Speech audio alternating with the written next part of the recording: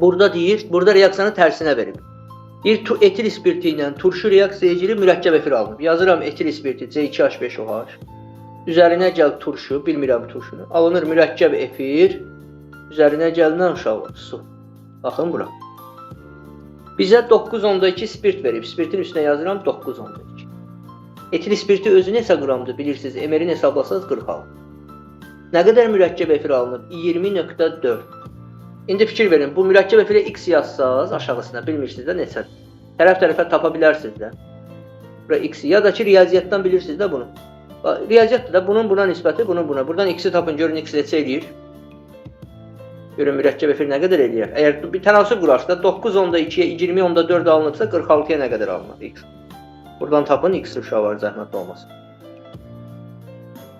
Biraz sürətli olun. X nə qədər eləyir?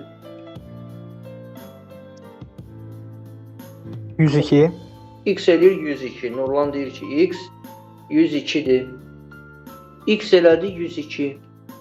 Uşaqlar, bu 102-dirsə, mürəkkəb efiri tapandan sonra birinci yolumuz belə idi. Mürəkkəb efirin emiri bərabər elə 102-yə, oradan tap. Mürəkkəb efirin emirini 102-yə bərabər elə və oradan nə ilə tap. Mürəkkəb efir 14m plus 32-dir. 14m plus 32 102.